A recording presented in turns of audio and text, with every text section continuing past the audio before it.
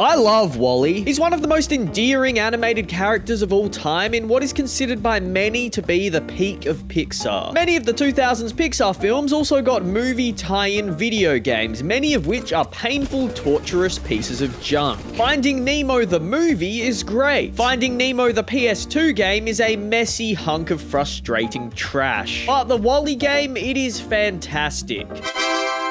Shall we begin? The game opens 700 years before the setting of the film, when Earth is still thriving with functioning Wall-E bots. And this is where we get the basic tutorial section of the game. Every aspect of Wall-E's character design and behavior from the movie is used in a way that adds to the gameplay. From simply zooming about, to making and throwing cubes of trash, recharging health with his solar panels, going box mode to get under objects and to destroy crates, even flying around up and down Tony Hawk style skate pools in the game's environment. It's good Tight, yeah! A sandstorm arrives and all of our friendly Wall-E's seek shelter in the truck. 700 years later, bam, they're all dead. Our guy's out, still doing some work despite all of his colleagues being dead, until another sandstorm leading to some downhill chase-style gameplay. Now, I'm a real sucker for these sorts of levels. My caveman brain easily gets caught up in the speed, momentum, and constant intensity of the chase. Now, can we talk about how good this game looks? It's over 17 years old, but the attention to detail, aesthetic consistency with the movie, and the character animation, it looks great. So Wall-E zooms back to his lonely truck, and we get to see the moment he met his friend Cockroach. I really do love the bits of bonus Wall-E lore this game gives us. Getting to see the moment he found the cockroach, or learning that all of these compartments in the truck were for all of the individual Wall-E units, back when he wasn't the only one. Wall-E goes out to do today's work and spots, believe it or not, another Wall-E waving in the distance. Obviously, because I'm not a fucking idiot, we know it's the corpse of a dead Wall-E that somehow ended up on top of a tower with its arm raised, blowing in the wind. Oh, a man can dream, though.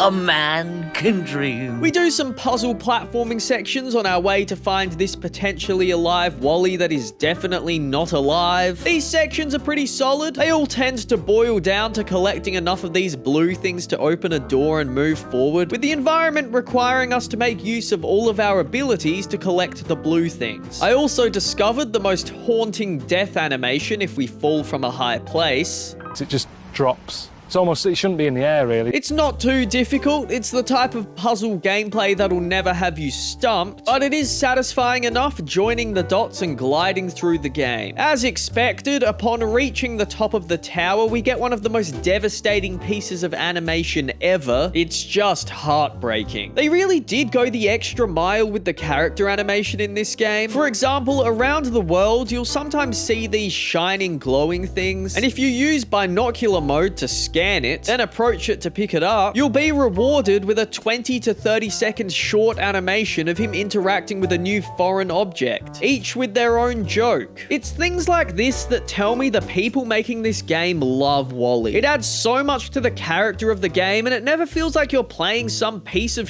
movie tie-in product, because that's not what this is. It's a love letter made by fellow fans of this filthy little rust bucket. Smoking. Next, we see a red laser tracking dot on the ground, so we follow it. This feels like a bit of a missed opportunity, as it just does a couple loops around Wall-E's truck before the cutscene reveals it was Eve's ship coming into land. I feel like it could have been a really fun chase similar to the dust storm escape, but whatever. You know what the arrival of Eve means? A wonderful shot of Wall-E coming in his pants. That is perfect. For the next part of the game, we take part in behavior that would realistically be considered creepy if he didn't look so adorable. You know, the usual creep behavior of stalking, chasing her around, using a laser cutter to cut around her shadow in a piece of sheet metal to make a replica of her to walk around with. Whoa!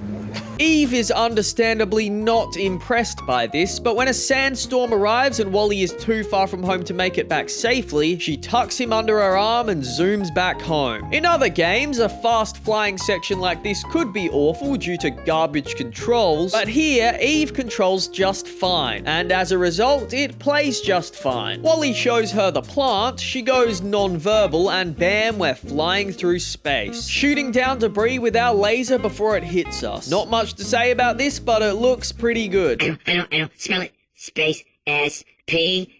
Ace, space. Now what we do on the Axiom is more or less variations of gameplay ideas we've already played, but it never feels repetitive because the game never gets lazy with it. It's constantly adding new, fresh ideas. The rogue robots from the film are here, and they'll help out throughout areas in various ways, from destroying objects in the room to lighting up a dark space. Space, space. Oh, oh. To providing Wally with a bouncy umbrella platform to traverse the environment on top of. It's the same sort of collect the blue things to open the door puzzle gameplay that we did back on Earth, but with this consistent stream of new ideas, it never gets old. I will say, Wally commits a lot more robot murder in the game than in the movie. Like, we are straight up beating the out of waves of security guards or burning them with our laser. It feels a little out of character, but hey, the combat gameplay's fun enough thanks to Wally's impeccable controls and animations, so I'll let it slide. The variety of environments and level ideas throughout the Axiom is mixed in with the occasional palette cleanser, such as Wally Frogger or Crossy Road, depending on what generation you are. I know I keep saying it, but it's the effort and detail put into every single part of this game that just makes it such an impressive piece of work. Like, we only spend a short time playing in the garbage dump area with the giant wall A-bots, yet they're here moving around as a part of the environment. They look great and their scale feels massive. They're only here for a few minutes, but the game didn't get lazy about it. I will say this beautiful moment from the film isn't quite captured in the same majesty in the game. Goodness gracious! What the f? But overall, from the beginning right until the very end, this game is relentlessly good. When the Axiom tips on its side during the climax of the story, we get to play a level rolling along the side wall of the swimming pool as objects come flying from above. Even in the final minutes of the game, it has me thinking, that's actually cool as f.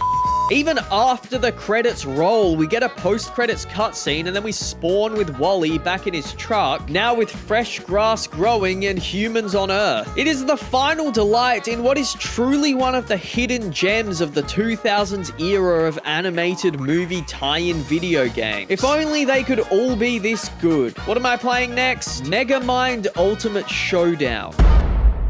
Oh, for sake. Looks like this will be a hard come down. I'm done! You hear me?